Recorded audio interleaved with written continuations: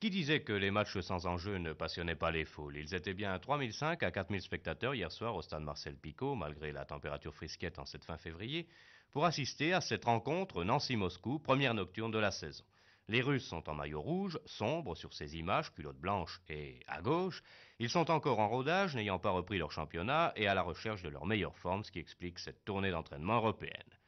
Ayant subi l'ascendant des Lorrains durant le premier quart d'heure, le round d'observation, les visiteurs prenaient alors l'initiative, se créant de belles occasions, comme celle-ci où Piskarev, ayant profité d'une erreur de Lemaire, croise trop son tir à la 19e minute. Ce n'était que partie remise d'ailleurs, car une minute plus tard, un mouvement parti de la gauche par Rodin, le russe, relayé par Bulgarev, aboutissait à ce même Piskarev dont le tir cette fois trompait Fouché alors que Miskarev, le 8, semblait être en position de hors-jeu.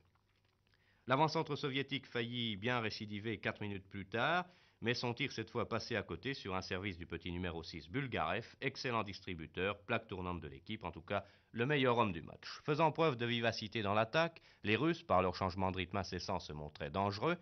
À la 33e minute, un 1-2 entre Piskarev en position d'ailier et Rodin se terminait par un tir du premier nommé sur le poteau.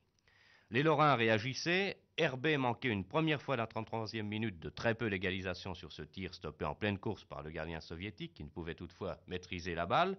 Ce sera chose faite 2 minutes plus tard seulement à la suite de ce très bon mouvement offensif entre Castronovo et Herbé qui ne laissait aucune chance au gardien visiteur Darwin. Égalisation 1-1, le score était acquis à la mi-temps, les deux équipes n'arriveront plus à se départager.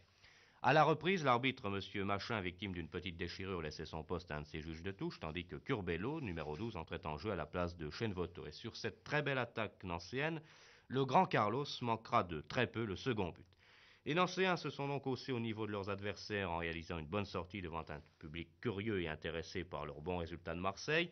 Les hommes de Redin se sont efforcés de jouer au ballon très collectivement devant qui n'est pas la première venue, ce n'était pas facile. On félicitera donc les Nancéens pour la qualité du spectacle fourni, notamment en première mi-temps. Chez les Soviétiques, surprenant par leur vivacité, alors qu'on était plutôt habitué chez eux à un football monolithique, statique, un peu lourd, sans inspiration, on a donc senti de bonnes dispositions. C'est sérieux et bien rodé, ce doit être très efficace. Incontestablement, cette équipe a des possibilités. Réussira-t-elle à vaincre l'AC Milan en Coupe d'Europe des Coupes dans 8 jours? Cela, c'est une autre histoire. En tout cas, les Russes poursuivront leur préparation à Lyon.